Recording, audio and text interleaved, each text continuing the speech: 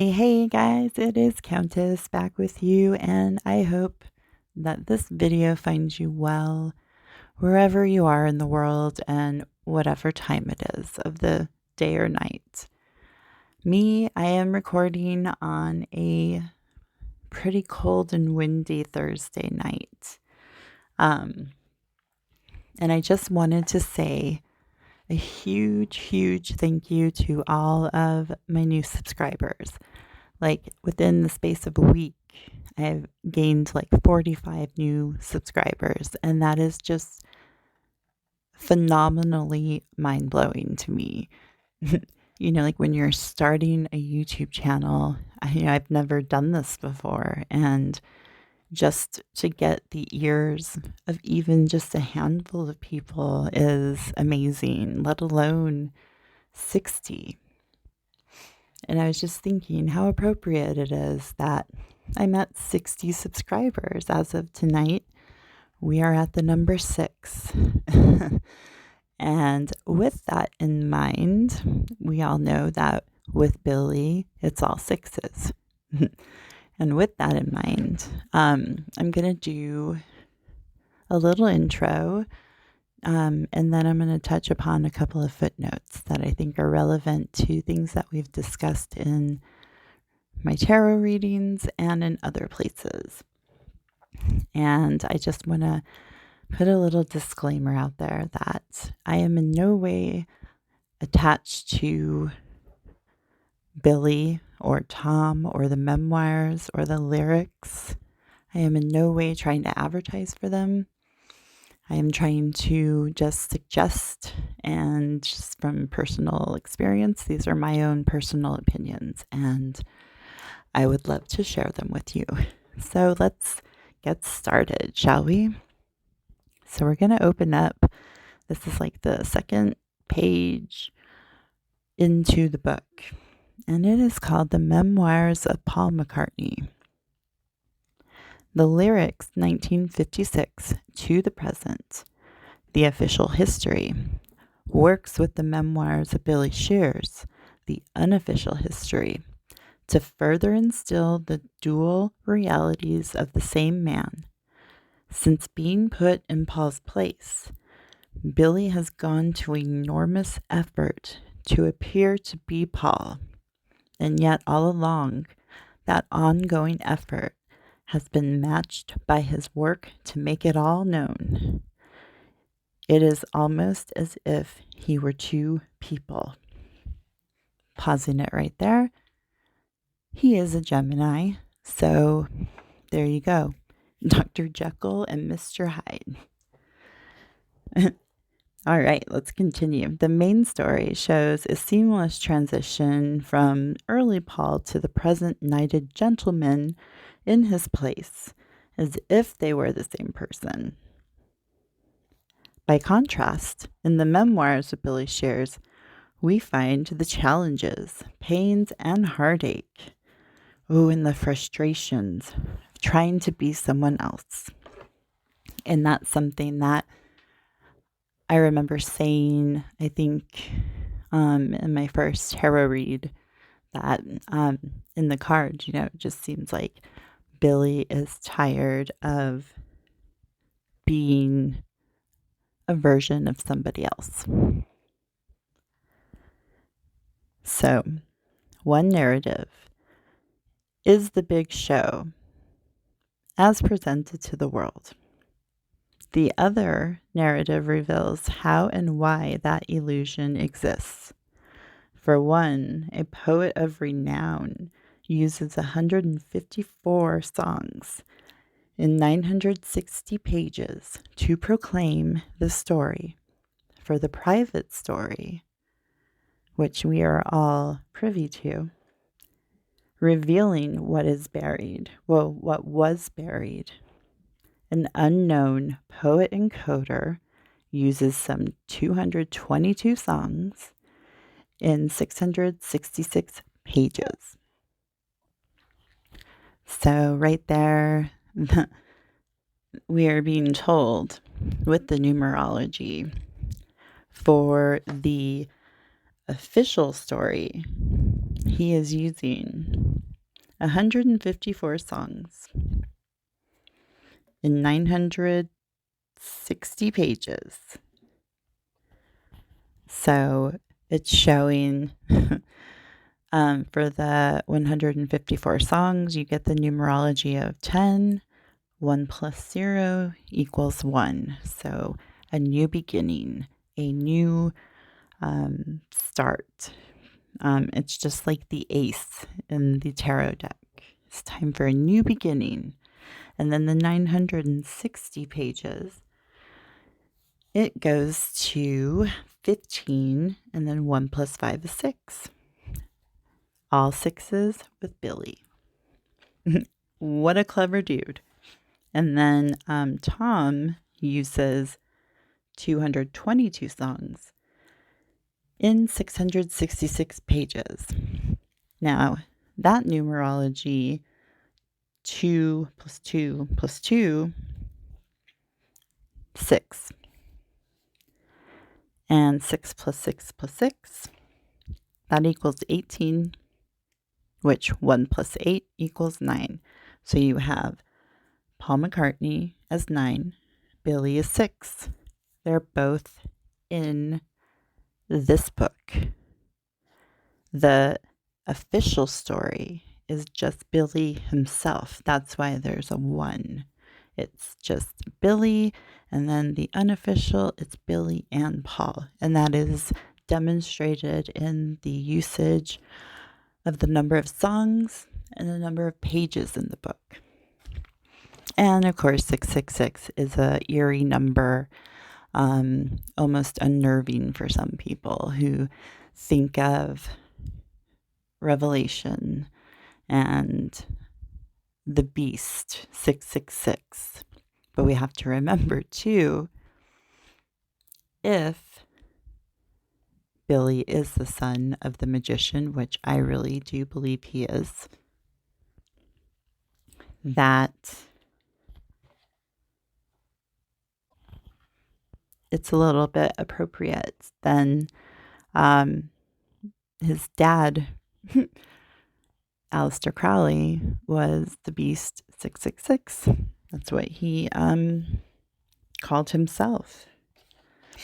So going to the next little bitty of information, showing Paul as if the musical prodigy that is Billy, history is modified.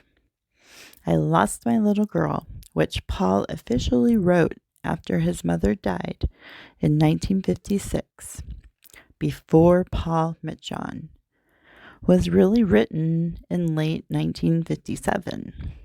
In the fabricated story, he did not need help writing it. Oh, I'm sorry. He did not need writing help.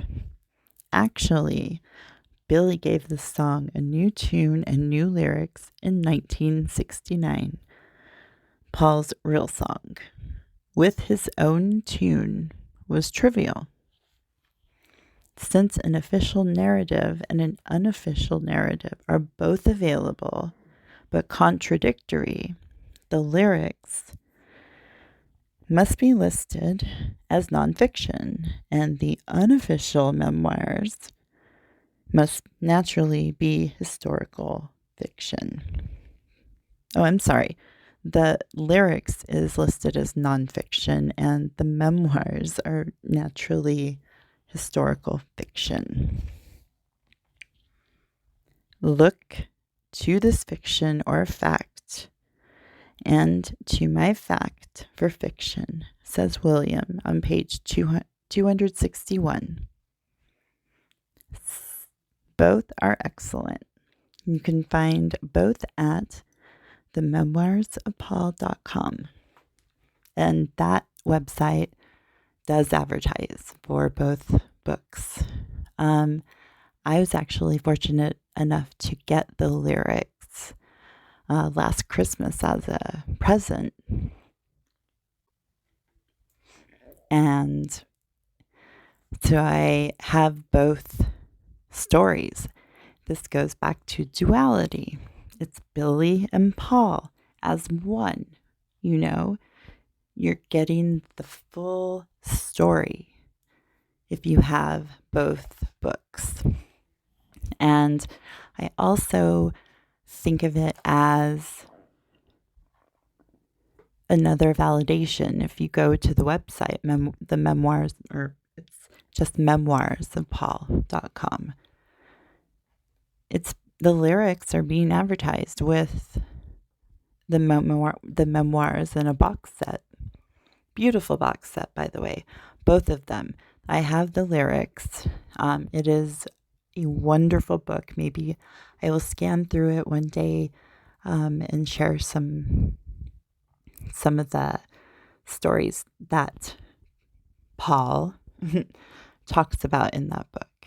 And it's just fascinating to get the whole picture, and I really do suggest that don't just get hung up on the memoirs. Go get the lyrics. It is really worth it. I did, I was lucky enough to get it as a gift. And man, oh man, it is the gift that keeps on giving. Beautiful pictures and just awesome stories, Again, it is Billy. He is just under a masquerade type persona that he puts on in public called Paul McCartney. It's just, he cannot tell the truth about that because, yeah, Paul McCartney was never supposed to have passed away in the first place, right? And that's a whole other topic for a whole other video, I guess. But anyways, let's jump into a couple of footnotes that I find highly interesting and highly topical. So the first footnote I would just want to highlight is on page 118. And first, I want to read the emboldened words, like I did last time. So on page 118, I show the public the cover. pAuL died on 11 September the 11th of September in Great Britain. So what he's saying is, I show the public the cover. That's,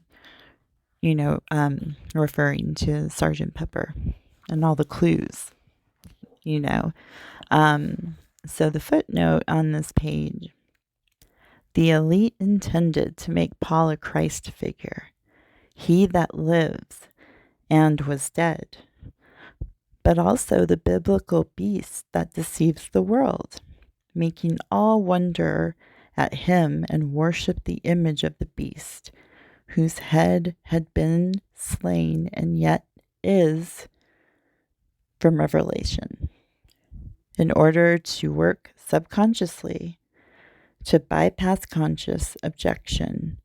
The symbolism is too subtle to grasp without the pAuL is dead context. For example, the big T in the Beatles logo secretly represents pAuL's cross, replacing the cross of Jesus. And that's pretty freaking heavy right there. And I personally am a Christian. And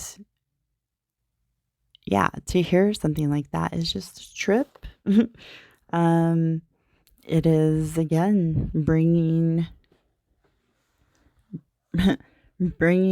the idol worship to the forefront, and the biblical beast, and that's what John Lennon drew that picture of, with all the suits and it's the four-headed beast of Revelation. And this is all to invert Christianity, invert it to Paulism, Luciferianism, where Jesus is replaced by another Godhead. And In this instance, it's pAuL McCartney. People do. I myself, I like Billy, and I'm not going to say I idolize him. I like Billy, and I do not idolize Paul McCartney. I think of Billy when I listen to the music now, and I see Billy as a person, and I'm trying to like give him credit for all of the beautiful songs he's written, because I know he won't ever publicly be able to have his name attached to his work. And to me, that's just really a sad reality. Unless they wanted to, lift the veil. But I don't think that's in the cards, as they say. So it just shows the controllers of the world, the Tavistock Institute that is trickled down from the Committee of 300, the elite who run the world and say what's going to happen. They wanted to degenerate Christian values, and they wanted to take that wholesome Christian upbringing in the United States, especially because we're such a big, broad, vast land over here compared to England. Trust me, I know. I lived in England for quite a while. I get it. Being on a small island compared to a huge mainland.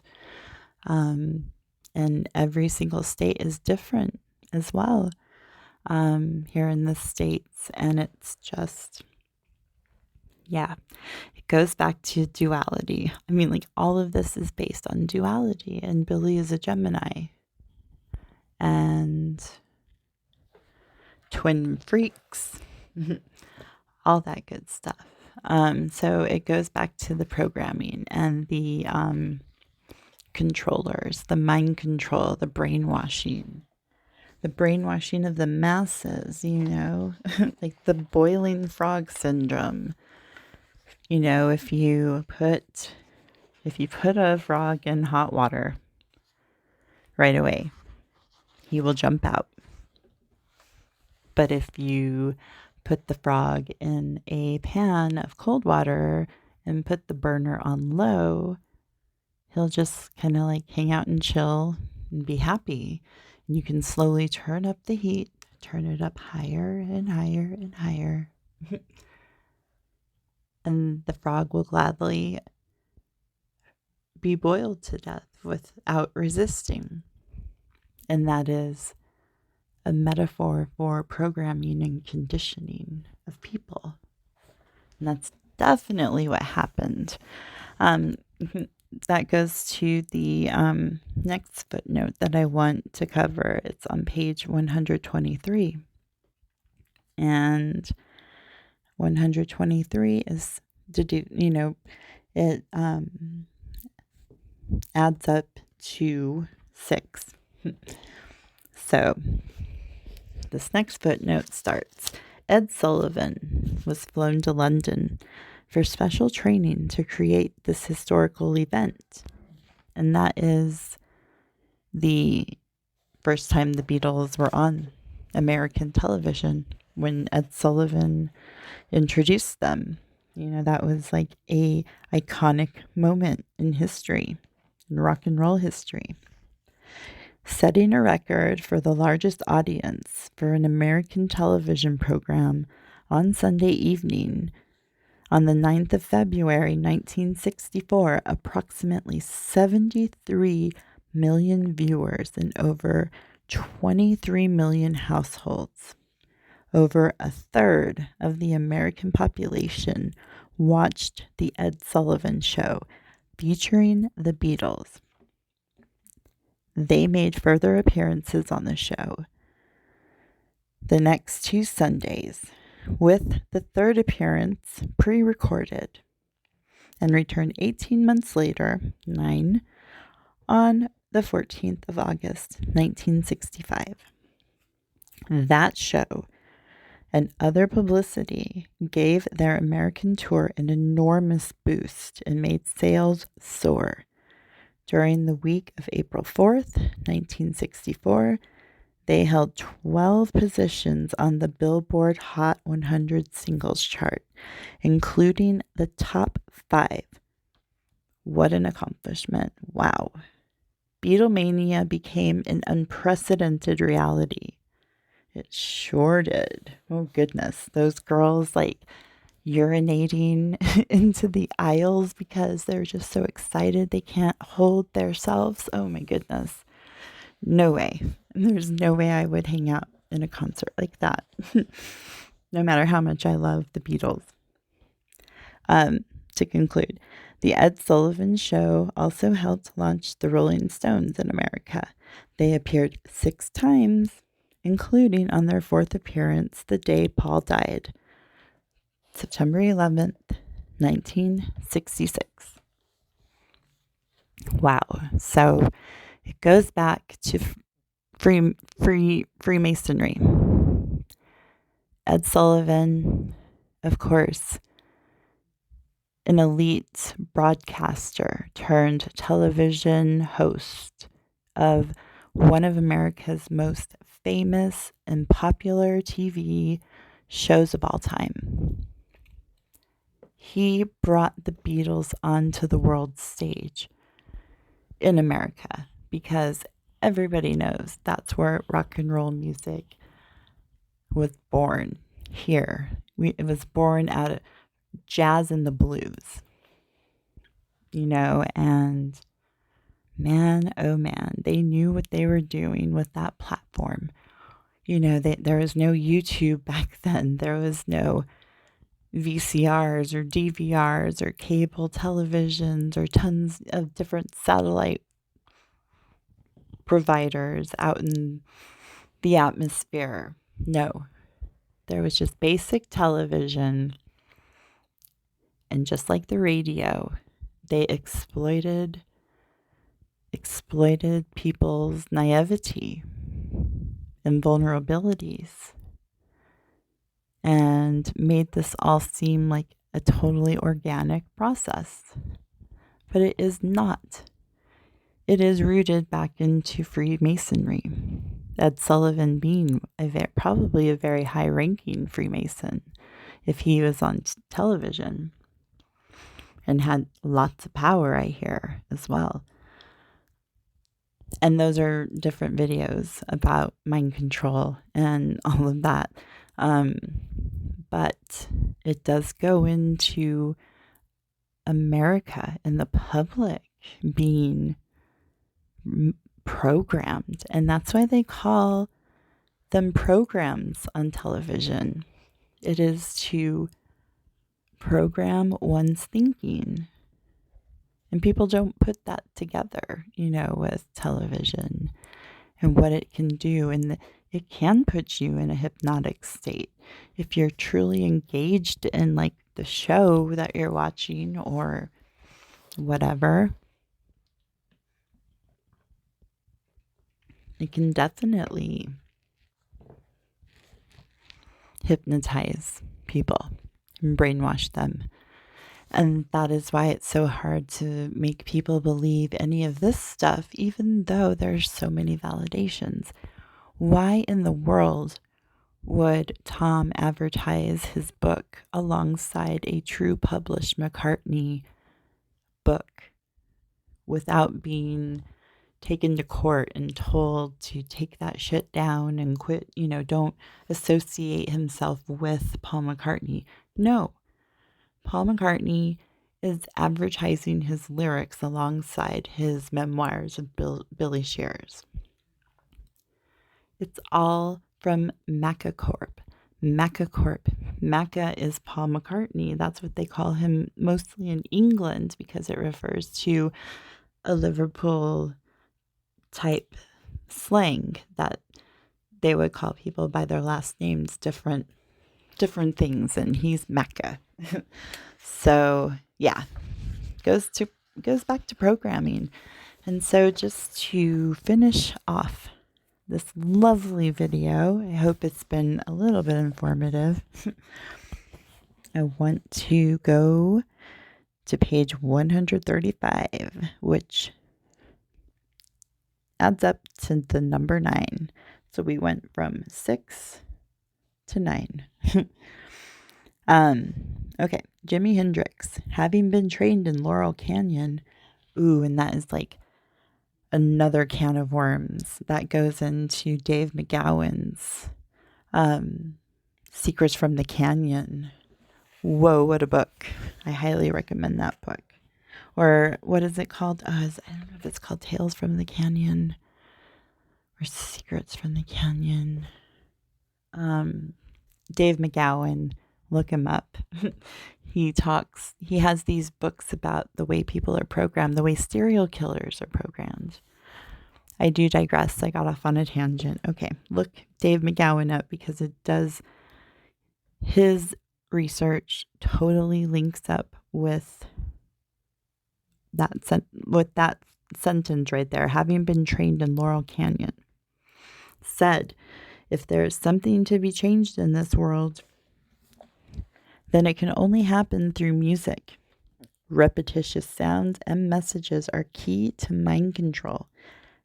Frequencies impact our energy fields. Rhythm directs brainwave, pulse, and mood, which impacts hormone levels. Lyrics with catchy tunes carry precise messages to the conscious, and the subconscious, as we consciously and subconsciously sing along, enthusiastically receiving that repetitious mental programming from an adored superstar multiplies the impact. Nothing directs human consciousness as effectively as music, especially when combined with plant medicine or drugs. Plant medicine being the Mary Jane. I think Billy knows a thing or two about that one, the Mary Jane. Many people are brainwashed by giving them hallucinogens combined with repetitious audio messages. Yes, MK Ultra. Bam. Operation Paperclip. Bam. Be especially selective of your mental programming while under the influence of plant medicines or mind-altering drugs, where hallucinogens are legal and your doctor approves. You may combine them with audio recordings of affirmations or hypnotic suggestions that are aligned with your intention. The affirmations are especially effective in your own voice, spoken softly and slowly, and are even more powerful when also combined with Baroque music. Okay. Let's throw on some Bach and trip out on some LSD and chant our mantras. That was like the mindset of the 1960s, right? The counterculture and all the hippies and far out, man. Again, okay, so it goes back to mind control, guys. So that's what I wanted to highlight tonight. It is the official story and the unofficial story. And it's what we've been programmed to believe, the narrative, the one that we all know, that these guys were an organic group that just formed when they were young lads and, went over to Hamburg and played their asses off and got really good, honed in on their craft, as they say, and became superstars. No. It goes a lot deeper than that. A lot deeper than that. And I think you're kind of looking at a dense individual who cannot see that it goes deeper than that. I'll call it just like it is. You can call it ace of spade. Yeah. So I guess take heed with that little piece of information, like be mindful of your own programming and what you're allowing into your brain and into your energy field. It is real, and I totally agree with that. It affects everything. I'm a big believer in energy. I mean, look at the energy that's coming out from us exploring this stuff from this esoteric side. It's amazing. And it just shows and it just validates that this stuff is out there. And it wants to be heard and it wants to be unveiled. And by gosh darn it, we're going to do it. We're going to try to unveil as much as we can. And I think we've gotten off to a great start. So again, I will close up saying thank you, thank you, thank you. You guys are all amazing. And please leave me comments if you have any suggestions of topics that you'd like me to explore with my readings. Please let me know, topics pertaining to what we're talking about here. That would be really cool. So anyways, guys, I will wrap it up and I will say goodbye until we meet again. It's been lovely. It's been swell. So I'm going to say goodbye. Bye.